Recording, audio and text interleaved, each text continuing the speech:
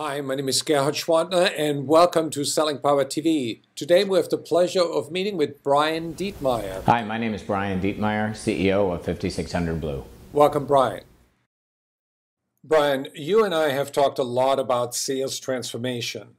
What is driving the need for sales transformation?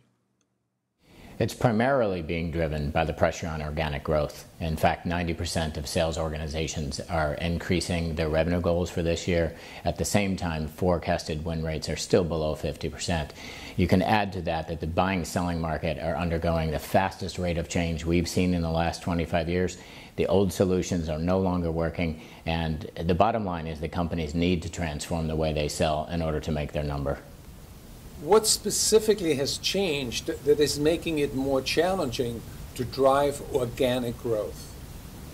In the old world, we employed an annual strategic planning process that was based on a relatively fixed set of customer needs, relatively stable value propositions for you and your competitors. Now it's all about speed. Your value, competitors' value, customer needs, and your leadership priorities are all changing real time. I was having dinner with an executive from a supply chain management firm a couple months back, and that morning his main competitor had announced tripling their international coverage. This particular executive enjoyed 50% of his revenue from international markets, and the question is, how long will it take to determine what that change means to his value proposition, and how long will it take to have words coming out of salespeople's mouths that can effectively talk about how that shift impacts their value and their customers.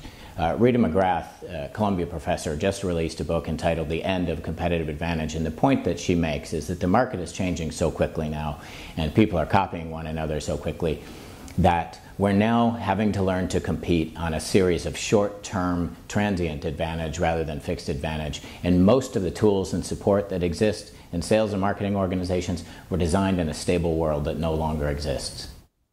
You mentioned that many sales support solutions were designed in a world that no longer exists.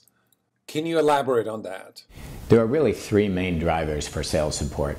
Marketing and product management, who own the messaging, CRM, that was designed to give salespeople a technological edge, and sales training. American Marketing Association recently reported that 90% of the messaging that sales is receiving from marketing and product management is not being used. In fact, we feel those groups have been unfairly tasked with creating messaging that keeps pace with the amount of change happening in the marketplace. We can then go to CRM. 74% of organizations report low adoption of CRM. CRM never really fulfilled its promise to help salespeople compete at the deal level. It does help management with forecasting and reporting, but it never fulfilled that competitive advantage promise. And then finally, we can go to sales training. Chief Sales Officer Insights recently reported that 70% of sales training is gone 30 days after the event. Forbes also reported that most sales training was built really in the 70s and the 80s and focuses on telling salespeople what to do, when in fact what they need to know today, it's much more about what they know and how they use that to compete. And I think to make matters worse, these three solutions of messaging, technology, and training have been non-integrated, typically supported by three different outside vendors or different internal stakeholders, and again, were designed in a time that no longer exists. What changes must be made to help sales compete? I was speaking with Jim Dickey of Chief Sales Officer Insights the other day, and he said knowledge is the new oil for salespeople. But much like oil, we need to find the knowledge, we need to extract it, and we need to refine it into usable formats for salespeople. In reality, best practice knowledge must now be the driver of competitive weapons for sales. It's no longer so much about what you sell as how you sell. It's really the knowledge of your top performers that help them compete. If you think about it this way, this is why onboarding takes so long. The new people are trying to create the knowledge that your existing and top performers have. And then finally, all three aspects of sales enablement, the messaging, the technology, and the training, need to be integrated with one another and track with each stage of the sales process. You've introduced something called precision-guided selling. Is that a knowledge-based solution? Precision-guided selling creates a conduit from the strategy of leaders to the tactics of sellers. And this conduit allows leaders to guide the decisions of salespeople and salespeople to guide the decisions of customers, one deal at a time, real time, at every phase of the sales process. And there are three vertically integrated pillars that make up precision-guided selling. First is the knowledge that salespeople need to compete. It must be relevant with real-time market changes and track with every phase of the sales process. Second, it's really turning CRM technology upside down to create that knowledge conduit, really using CRM to deliver best practice knowledge to reps on demand as opposed to asking them to fill out forms which then report up to management. And the third pillar is the training, deal coaching, and win-loss review that enable sales teams to compete in a new knowledge-based environment that's changing rapidly.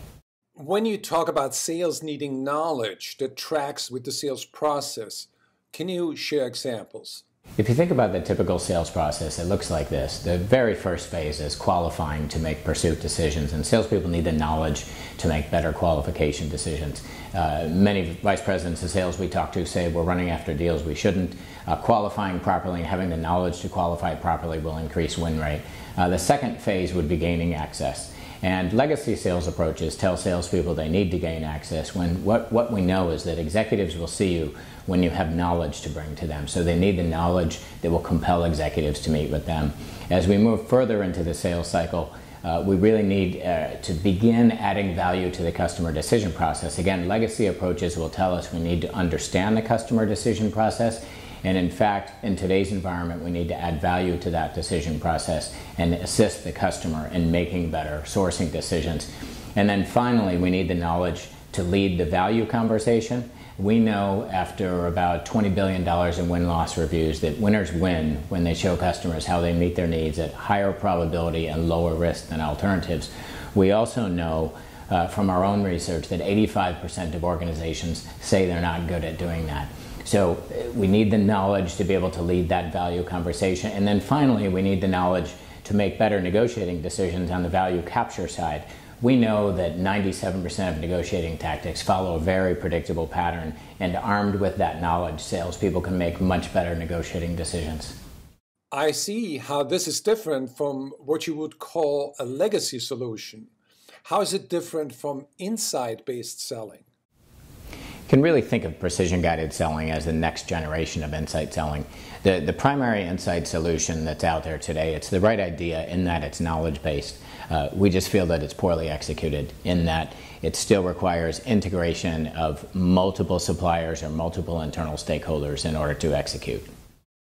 Thank you, Brian, for sharing your insights with Selling Power TV.